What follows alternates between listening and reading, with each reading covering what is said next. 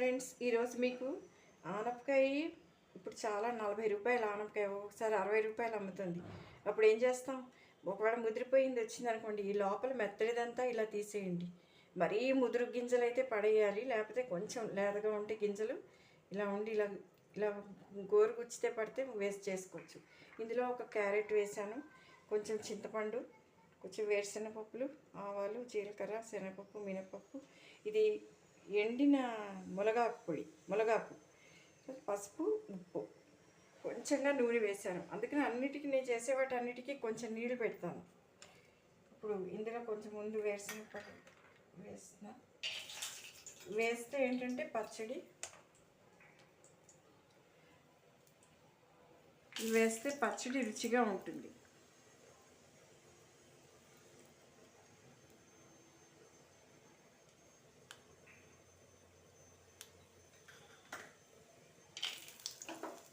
ఇది ఎట్టి పరిస్థితుల్లోనైనా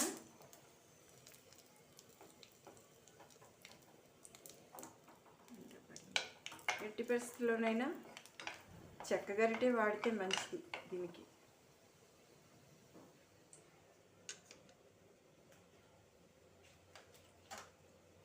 నాకు అసలు వదిలేయని ఎందుకు మొదలెట్టానో అనిపిస్తుంది అనవసరంగా. ఏదో గోల ప్రశాంతత లేకుండా ఏడ్పించి తినేస్తున్నాడు.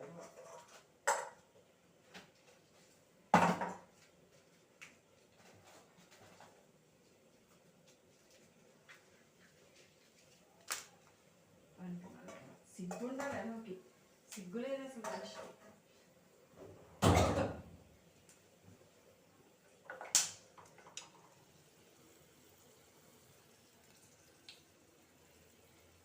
ఫ్రెండ్స్, ఇలా వేగుతున్నాయి కదా. ఇప్పుడు కొంచెం ఆవాలు, కొంచెం మినపప్పు, కొంచెం శనగపప్పు, కొంచెం జీలకర్ర వేసి వేయించుకోవాలి. ఎండుమిర్చి వేస్తున్నాను, ఎండుమిర్చి కూడా వేసాను. ఇవేమీ పక్కన పెట్టుకోకర్లేదు, ఎందుకంటే అన్నీ కలిపి గ్రైండ్ చేసేసుకోవచ్చు. ఎందుకంటే ఆనపకాయ కొంచెం గింజలున్నా నలుగుతాయి కదా అప్పుడు, అందుకని అలా వేసుకోవచ్చు.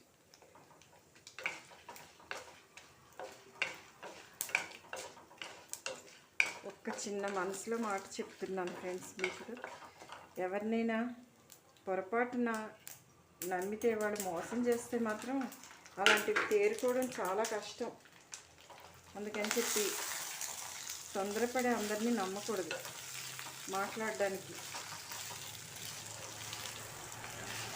నేనైతే చాలా సెన్సిటివ్ కాబట్టి అలా బాధపడుతున్నాను. మీలో కూడా అలా ఉండి ఉంటారు. నేను అందుకని అస్సలు నమ్మకుండా ఉంటే ఇంకా మంచిగా ఉంటుంది.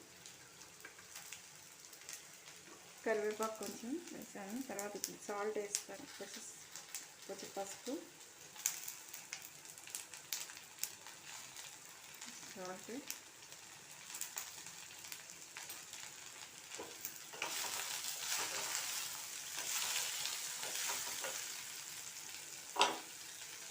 ఇప్పుడు చూడండి గ్లాస్ నీళ్ళు పోసాను, చిన్న గ్లాస్.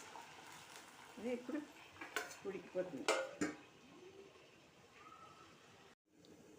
ఫ్రెండ్స్, ఇప్పుడు ఇది వేగిందేమో చూద్దాం.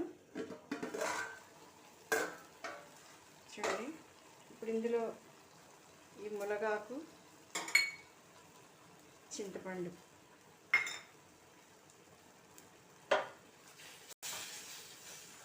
వేసేసి స్టవ్ ఆపేసి మూత పెడితే ఆవిరి పోకుండా ఉంటుంది. కొంచెంసేపటికి చల్లారాక పచ్చడి చేద్దాం.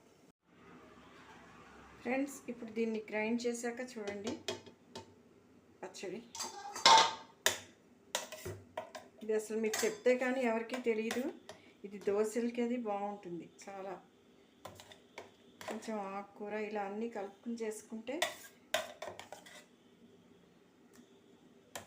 ఇలా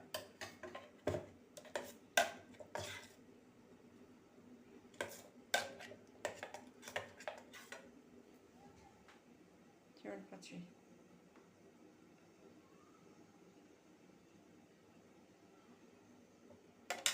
ఇలా చేసుకోవాలి.